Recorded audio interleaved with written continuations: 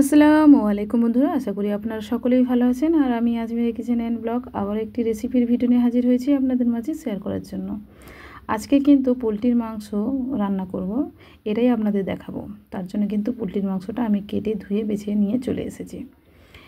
এবার টিপস হলো, এই রান্নাটা কিন্তু আমি একটু ব্যতিক্রম আলাদা করব। এভাবে করলে কিন্তু দারুণ লাগে খেতে, আর আপনারাও একবার এভাবে ট্রাই করবেন, দেখবেন যদি আলাদা না হয় তখন বলবেন। এই যে মাংসটা আমি কিন্তু পোলট্রির মাংস নিয়েছি আর ধুয়ে বেছে নিয়ে চলে এসেছি। বাদবাকি বেশিরভাগটাই কিন্তু চর্বি আছে। তো যাই হোক, এই পর্যায়ে কিন্তু আমি পাটাকেও বাদ দিইনি।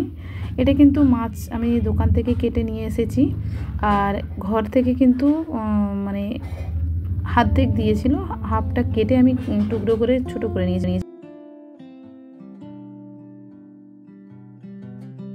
এই রেসিপিটি বানানোর জন্য আমি কিন্তু একটা ম্যারিনেট করে নেব। তার জন্য কিন্তু মাংসটা রেডি করে নিয়ে চলে এসেছি। এদিকে কিন্তু মাংসটা এক সাইড করে দেব। নিয়ে নেব একটা কামলি, যে কোনো একটা পাত্র নিয়ে নেবেন ম্যারিনেট করে রাখার জন্য। ম্যারিনেট করে রেখে দিয়ে 10 মিনিট পরেই রান্নার কাছে যাব। তার আগে কিন্তু মাংসটা ধুয়ে রেডি করে নিয়ে এতক্ষণ আপনাদের দেখালাম।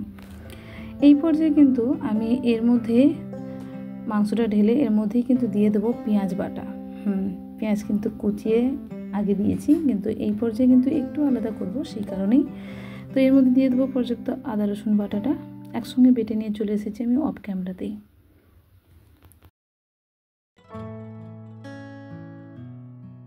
পরিমাণ মতো আদা রসুনটাও অ্যাড করে দিচ্ছি। পরবর্তীতে দিয়ে দিচ্ছি দই।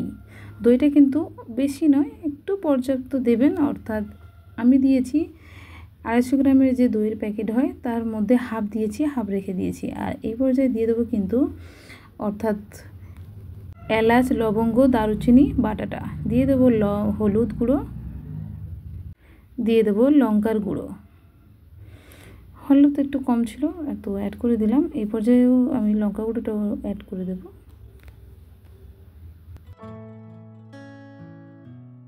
এই পর্যায়ে কিন্তু দিয়ে দেবো আমি কিন্তু পেঁয়াজের বেরেস্তা করে রেখেছিলাম, পেঁয়াজের বেরেস্তাটা দিয়ে দেবো।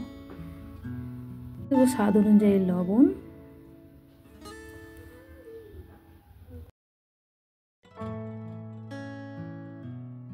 এই পর্যায়ে কিন্তু দিয়ে দেবো সাদা তেল। হ্যাঁ, আমরা যেহেতু সাদা তেল দিয়ে খাই, তো সাদা তেলটাই দিলাম। আপনারা পারলে সর্ষে তেলটা দিলে আরও বেশি টেস্ট হয়। তো এই পর্যায়ে কিন্তু পুরোটা আমি রেডি করে নিয়েছি। এই পর্যায়ে হাতের সাহায্যে কিন্তু ভালোভাবে মেখে মাংস আর সমস্ত মশলাগুলোকে সেট করে নেব, অর্থাৎ ম্যারিনেট করে নেব। এখানে কিন্তু ভালো করে একটু ম্যারিনেট করে নেবেন, পুরো মশলা এবং মাংস সব যেন মাখা মাখা হয়ে যায়। এবং মাখার পরে কিন্তু হালকা আঠালো ভাব আসলে তখন কিন্তু এই পর্যায়ে রেখে দেবেন।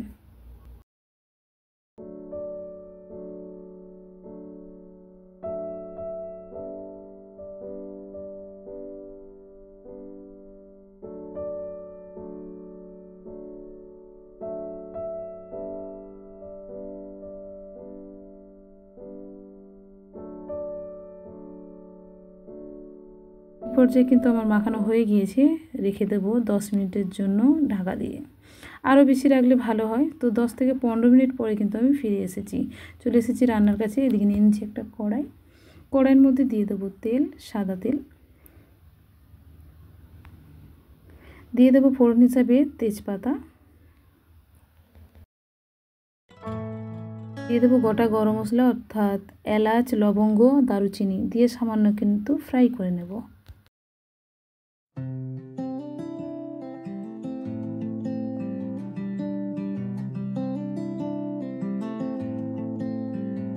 কিন্তু ফ্রাই করা হয়ে গেলে গন্ধ ছাড়তে শুরু করলে সেই পর্যায়ে কিন্তু ম্যারিনেট করা মাংসটাকে কিন্তু তেলের উপরে দিয়ে দেব।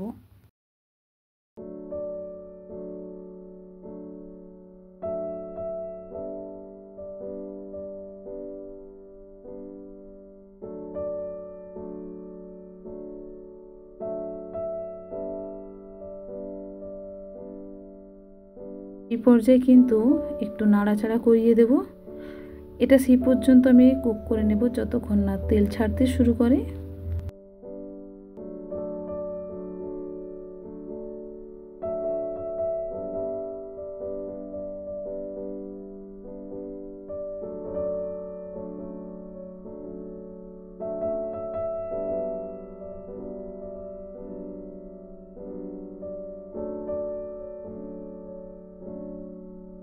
সামান্য নাড়াচাড়া করে কিন্তু ঢাকা লাগিয়ে দেব 10 থেকে 15 মিনিটের জন্য।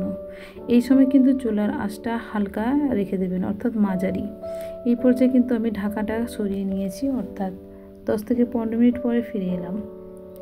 দেখেন তেলটা কিন্তু উপর দিকে ভাসতে শুরু করছে। এই পর্যায়ে কিন্তু আবারও একটু নাড়াচাড়া করিয়ে দেব।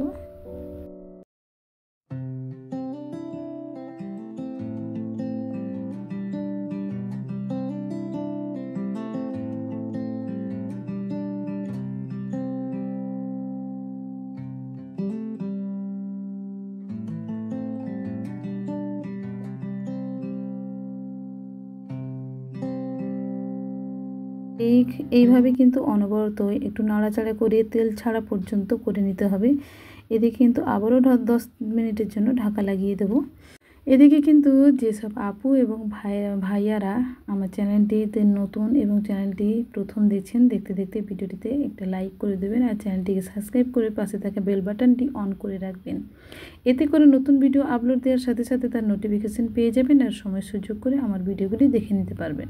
আর যেসব আপু এবং ভাইয়ারা আমার চ্যানেলটিকে সাবস্ক্রাইব করে অলরেডি আমার পাশে আছেন, তাদের অসংখ্য অসংখ্য ধন্যবাদ।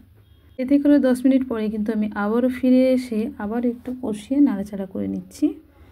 এতে করে কিন্তু ফ্লেভারটা দারুণ আসে। আর এই পর্যায়ে কিন্তু আমি আলুটাও অ্যাড করে দেবো। আলুটা কিন্তু ভাজতে লাগবে না, এই পর্যায়ে অ্যাড করে দেবেন, তাতেই করে কিন্তু কুক হয়ে যাবে, বেশি কিছু ভাজার দরকার হবে না। এইভাবে কিন্তু নাড়াচাড়া করে দেবেন। তবে হ্যাঁ, তেল ছাড়তে শুরু করলে উপর দিয়ে যখন তেলটা ভাজতে শুরু করবে সেই পর্যায়ে কিন্তু আলুটা অ্যাড করে দিতে হবে। এই করে কিন্তু আলুগুলো সব আমার দেওয়া হয়ে গিয়েছে। আবার একটু নাড়াচাড়া করে আলুগুলোকে উপর নিচ করে দেবো যাতে সিদ্ধ হয়ে যায় এবং কষানোর মধ্যে কিন্তু আলুটা সিদ্ধ হয়ে যাবে। আর এতে করে কিন্তু দারুণ একটি ফ্লেভারও ছাড়তে শুরু করবে। তখন কিন্তু বুঝে যাবেন দারুণ একটি ফ্লেভার ছাড়ে। অর্থাৎ এইভাবে কিন্তু একবার বাড়িতে ট্রাই করবেন বন্ধুরা, অসাধারণ লাগে কিন্তু এই রেসিপিটা। মাংসের কিন্তু আমি আগেও রেসিপি দিয়েছি, তবে কিন্তু এই টিপসটা কিন্তু সম্পূর্ণ আলাদা এবং অনেকটাই টেস্টি হয়। আর এতে করে কিন্তু খুব তাড়াতাড়ি রান্নাটা করা যায়। যে কোনো কুটুম বন্ধু বান্ধব যেই আসুক না কেন খুব তাড়াতাড়ি কিন্তু আপনি রেডি করে নিতে পারবেন। দিয়ে কিন্তু ঢাকা লাগিয়ে দেবো 5 মিনিটের জন্য। তারপর দেখেন তেল ছাড়তে শুরু করেছি। এই পর্যায়ে কিন্তু আলুটাও অনেকটা কুক হয়ে গিয়েছে। এই পর্যায়ে কিন্তু আমি আবারও নাড়াচাড়া করে দেব। দেখেন তেলটা সম্পূর্ণ ভাজতে শুরু করেছে।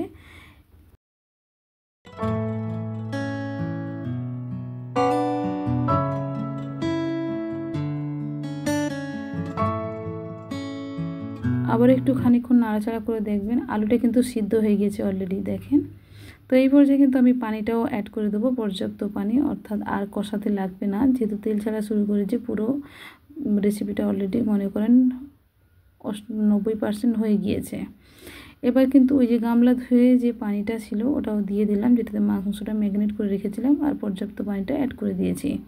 এতে করে কিন্তু বেশি পানির অ্যাড করার দরকার হবে না। আপনারা যেমনটা ঝোল রাখবেন ঠিক ততটা পরিমাণে পানিটা অ্যাড করে দিলেই হয়ে যাবে।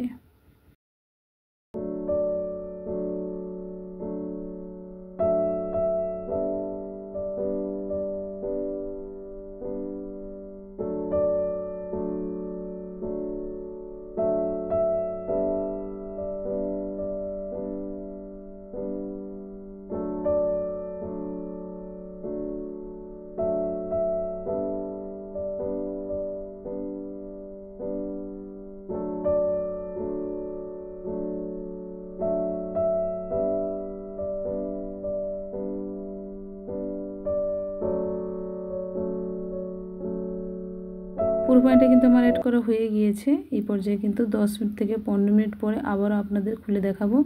বেশি ফোটাতে লাগবে না, হয়ে যাবে। অবশ্যই কিন্তু এভাবে বাড়িতে ট্রাই করবেন। আর ভিডিওটি কেমন লাগলো অবশ্যই কিন্তু কমেন্ট করে জানাবেন। ততক্ষণে সবাই ভালো থাকবেন।